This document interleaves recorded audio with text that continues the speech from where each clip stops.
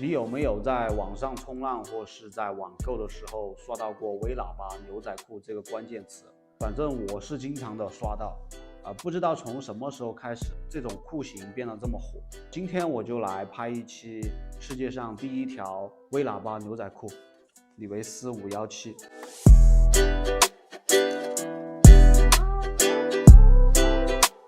我先简单的介绍一下这条裤子吧。517是李维斯公司在1969年推出的一条裤型。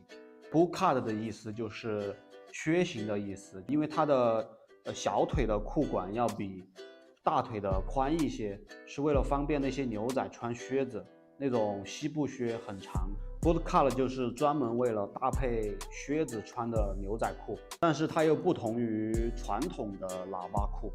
传统的喇叭裤应该叫 bell bottom，它的下面会更宽一些。最早是船上的水手穿，因为他们在船上劳动的时候需要把裤脚给挽起来。还有一个原因就是经常在船上劳动，如果落水了的话，可以把裤子的那个裤脚给就是捆紧，然后里面装满空气，可以增加你的浮力。同时还能方便救援的人可以发现。虽然说这条裤子最早基本上是牛仔在穿，但是由于70年代的嬉皮文化还有摇滚乐的盛行，那些人特别喜欢穿这种裤子，就是下面非常大，然后上面非常窄的那种裤子，所以基本上这条裤子就算出圈了嘛。因为这条裤子的裤脚没有传统的喇叭裤那么大，所以它在日常生活中也可以穿，也可以搭配不同的风格之类的。其实这条裤子比较显你的腿比较修长，如果你的大腿比较粗的话，建议买大一码。因为我买的这条是33码的，33的。我平常裤子穿31、32都能穿，我的习惯就是穿裤子比较宽松，所以这条裤子我穿着33的没什么问题，随便蹲，然后随便跳之类的，我不觉得大腿有什么束缚的地方，或者是比较紧啊什么的。这条裤子在古着市场上也相当热门，基本上跟底特律夹克差不多。去年我在广州的一家古着店，好像是在六运小区还是在哪儿我忘了。它店里面有很多条517，当时我咨询了一下价格，大概是在1500左右，甚至更贵。因为太贵了我就没买。我也不是一个古着狂热的爱好者或者是收藏家之类的，我是单纯的喜欢它的自然褪色还有破坏。至于是什么时候产的或者是哪里生产的，我其实无所谓，我不是很在乎这个东西，其实就是没钱。我这条是黑色的一条517，我买的是全新的，还没有洗过，只是穿过几次。然后今天我就来试着做一下，能不能做出我想要的那种效果吧，古着的效果。首先第一步，我需要用到浮石和专门洗牛仔裤用的酵素，用50到60度的水把酵素充分溶解。我一般是热水加冷水各一半。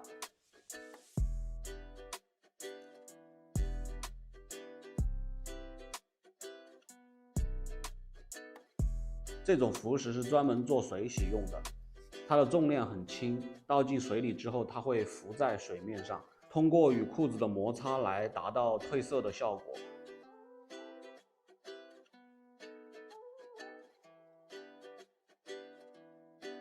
我大概洗了30分钟，洗了2次，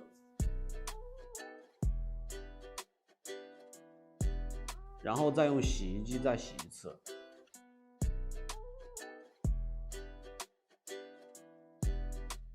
晒干之后裤子的颜色变浅了，但是骨位的泛白不是很明显。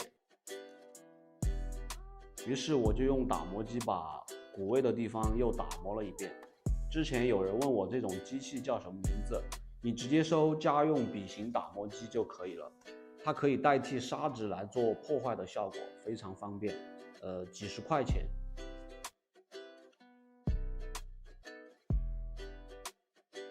我只打磨了骨位的地方，其他的地方我用局部褪色粉来做。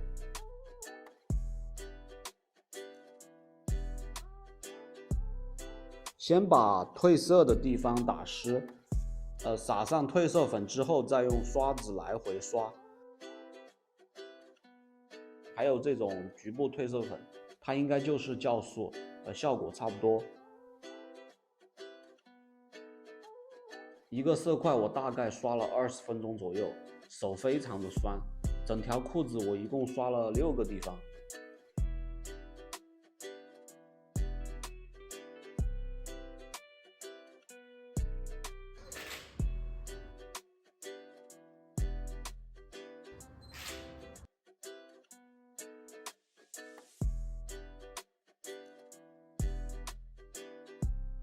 褪色的话，我没有做得很夸张，因为我想的是在穿的过程当中，根据我自己的穿着习惯，让它自然的褪色。还有这些破坏，我本来是没打算做破坏的，可能是我做局部褪色的时候刷过度了嘛。但是这种效果我觉得还不错，感觉挺自然的。相比于洗之前的话，我个人是比较喜欢现在这种效果的。如果是你的话，你比较喜欢哪一种呢？